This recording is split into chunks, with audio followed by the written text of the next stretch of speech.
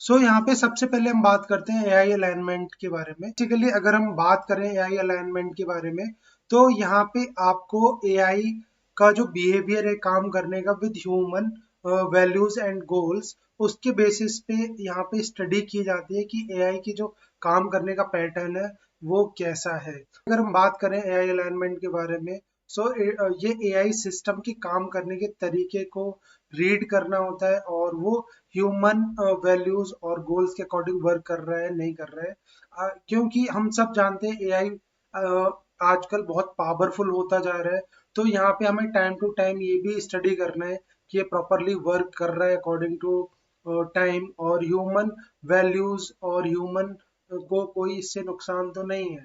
तो यहाँ पे अगर मिस अलाइनमेंट होता है एआई के, तो यहाँ पे बहुत सारे नुकसान हो सकते हैं। यहाँ पे जो मेन ऑब्जेक्टिव है वो है यहाँ पे आपको प्रॉपरली इंश्योर करना है कि एआई एक प्रॉपरली काम करे और जो भी आपका गोल है उसके अकॉर्डिंग यहाँ पे काम करे, और एआई को कुछ बाउंड्रीज आपको बतानी पड़ेंगी, लिमिट्स आपको क्रिएट करनी पड़ेंगी उसके ऑपरेटिंग सिस्टम में। यहाँ पे आपको ध्यान रखना है कि एआई जो काम कर रहा है वो आपके अकॉर्डिंग करे, आपके टर्म्स एंड कंडीशन पे करे। अगर वो ऐसा नहीं करता है तो यहाँ पे आपको बहुत सारे कॉन्सिक्वेंसेज हो सकते हैं। समटाइम्स मान लो एआई ने आपका काम नहीं किया और आपके बहुत सारे सेक्टर है, हेल्थ केयर, फाइनेंस और वेपन्स, तो यहाँ पे लाइक है ना, काफी ज्यादा यहाँ पे नुकसान हो सकता है अगर एआई आपके काम करने के तरीके में अपने पैटर्न में चेंज कर दे खुद से। Now the question is why AI alignment is important. तो बेसिकली अगर हम बात करें, ये एक ऑटोनॉमस एंड पावरफुल सिस्टम है एआई, तो जो प्योरली वर्क करता है ह्यूमन इंटरेस्ट की बेसिस पे। अगर ये प्रॉपरली अलाइन नहीं करता है या हमारे अकॉर्डिंग काम नहीं करता, तो यहाँ पे बहुत दिक्कत वाली बात होती है। बेसिकली एआई अलाइनमेंट हेल्प करता है आपको कि आपका जो एआई सिस्टम है प्रॉपरली वर्क कर रहा है टूवर्ड ह्यूमन वेलबींग और नहीं। और अगर कोई एक्सट्रीम केस होता है एआई सिस्टम में, तो आप उस चीज को कैसे फिक्स करोगे जिससे कि ह्यूमन सर्वाइवल पे कोई थ्रेट ना आए।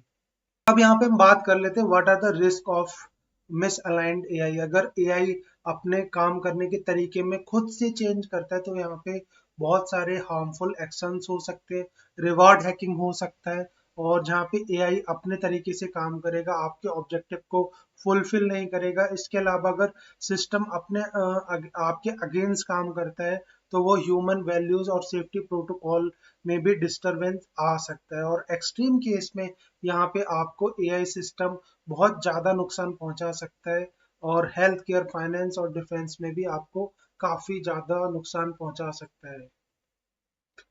यहाँ पे जो मेन चैलेंजेस है वो यही है कि आपको प्रॉपरली यहाँ पे स्पेसिफिक प्रॉब्लम को सॉर्ट आउट करना आना चाहिए, और आपको क्लियर यहाँ पे ऑब्जेक्टिव्स पता होने चाहिए कि एआई को आपको एआई से क्या काम कराना है। इसके अलावा वैल्यू लर्निंग होनी चाहिए, आपको यहाँ पे पता होना चाहिए कि किस तरह आपको काम कराना है और विद ह्यूमन वैल्यूज।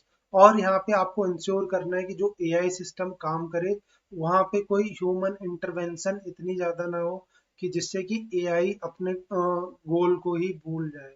इसके अलावा आपको यहाँ पे ये भी ध्यान रखना है स्केलेबिलिटी, क्योंकि एआई हमारी बहुत ज्यादा हेल्प करता है। तो इसमें आपको ये पता होना चाहिए कि आप कैसे एक प्रॉपर तरीके में कॉम्प्लेक्स वर्क करा सकते हो एआई से विदाउट एनी ह्यूमन और इथिकल मिस फॉर्चून ना हो एआई के थ्रू। यहाँ पे जो अप्रोच है कि इस तरह की गलती एआई खुद से ना करे, तो आपको यहाँ पे इन्वर्स री लर्निंग पे फोकस करना होगा, और यहाँ पे ह्यूमन प्रेफरेंसेस के ऊपर आपको काम करना है जिससे कि एआई अपने आपके अकॉर्डिंग काम करे। और इसके अलावा जो सेकंड है कोऑपरेटिव इन्वर्स रीइंफोर्समेंट लर्निंग, इस CIRL, तो यहाँ पे आपको कोलैबोरेटिव अप्रोच फॉलो करना है, जिसके तहत आपको ये देखना है कि एआई कैसे कॉपरेट करता है ह्यूमंस, और जो उनका आउटकम है वो काफी फ्रूटफुल होना चाहिए।